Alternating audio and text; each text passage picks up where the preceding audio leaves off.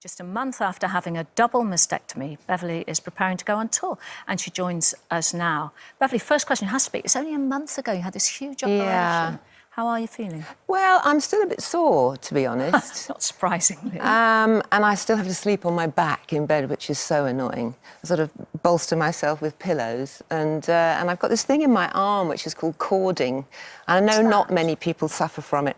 Do you know, I'm not entirely sure. I think it's something to do with the amount of lymph nodes they took.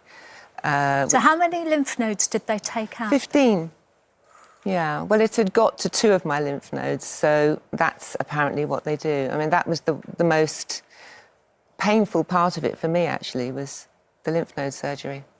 So how did you find out that the cancer had come back? Because first you had it in 2005. Yes. Well, I was climbing into bed one night, and I always self-examine. I've been really vigilant about that, and I found this kind of hardening area. And I said to my boyfriend, have a feel of this. What does this feel like to you? And he said, it feels like a lump. So we went to see my consultant 2 or 3 days later. Yeah. And he kind of pulled a face and said, let's send you off for an ultrasound. And as soon as I saw the picture on the screen, I thought, yep, I know what. Did you know? Yeah. And then she put the probe in my armpit, and I thought, oh, God.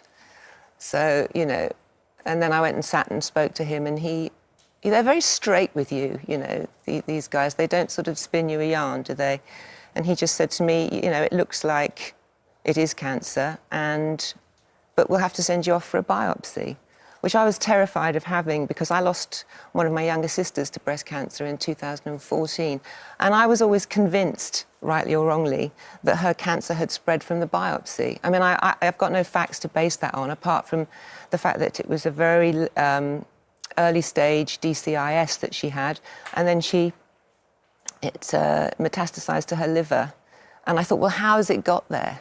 You know, if it's not in her lymph nodes, maybe it was the biopsy. So I was terrified of having a biopsy. So as a family, you've been living with cancer effectively since 2005, so that's a long time. And like I say, you know, having lost my sister to the disease, I think that's made me really kind of... People are saying, God, you know, you're being so amazing about it and sort of stoic. Which you are, Beverley. But having been through it once, I think, it's slightly easier the second time round, which probably sounds a bit of a strange thing to say. But also having lost my sister, I just feel like, you know, and seeing her go through endless rounds of chemo and eventually lose her battle, you know, I mean, it just changed us all as a family. And it's kind of given me this, well, she's, you know, gone through an awful lot more than me. I'm having chemo and radio as a sort of belt and braces insurance policy to try and limit... That's early next year you're starting that. Yeah, as soon as we finish the tour on December the 2nd, we've got the last gig in Dublin, and then we fly back, and I'm hopefully starting that week.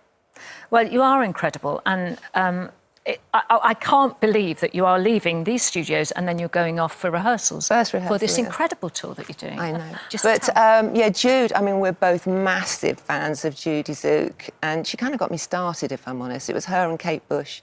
And so the fact that I'm going on tour with her, and now the 3 of us together, we're absolutely loving it. Well, Beverley, we wish all of you the very best, but you particularly, because you are taking that break next year to have all the radiotherapy and the chemotherapy. But then you're going back, aren't you? There we are, because we had to postpone the second leg until June, so now that's all going ahead. And well, we couldn't wish you more success or more luck or more health and happiness for the months to come. Thank you very much. All the very best. Thank you, Beverley.